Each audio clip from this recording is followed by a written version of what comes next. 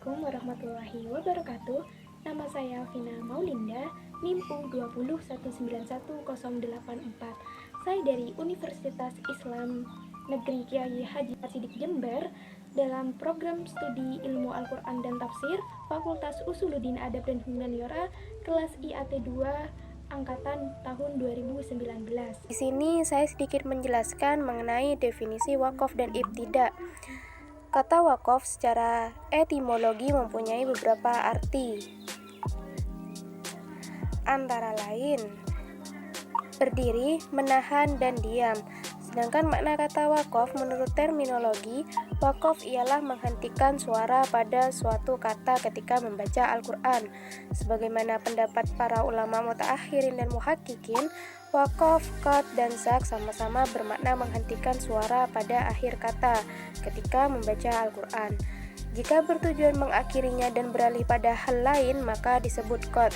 Jika dilakukan tanpa menarik nafas dengan niat melanjutkan bacaan, maka disebut sak.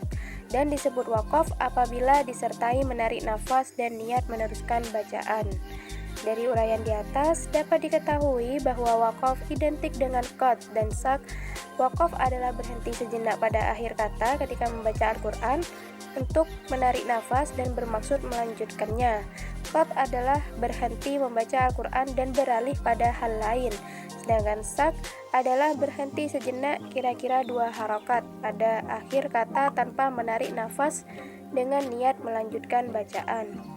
Wakaf boleh pada akhir ayat atau pertengahannya dengan tetap menjaga keutuhan makna yang terkandung di dalamnya.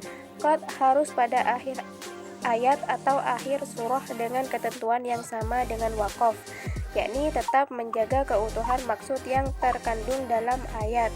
Sedangkan sak hanya berlaku pada tempat-tempat tertentu dan harus berdasarkan riwayat yang sahih. Yang kedua yaitu definisi ibtida. Kata ibtida artinya melalui suatu pekerjaan.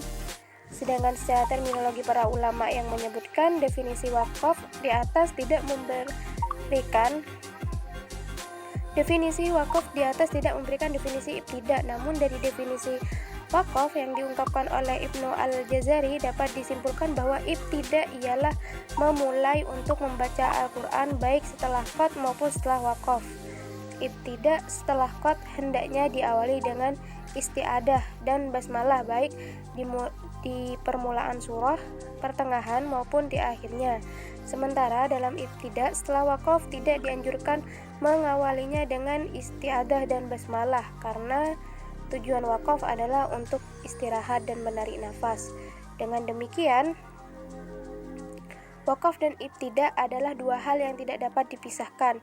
Dalam setiap wakaf selalu ada ibtida, namun ibtida tidak selalu dilakukan setelah wakaf. Baik, mungkin cukup itu yang bisa saya sampaikan. Kurang lebihnya saya mohon maaf. Terima kasih. Wassalamualaikum warahmatullahi wabarakatuh.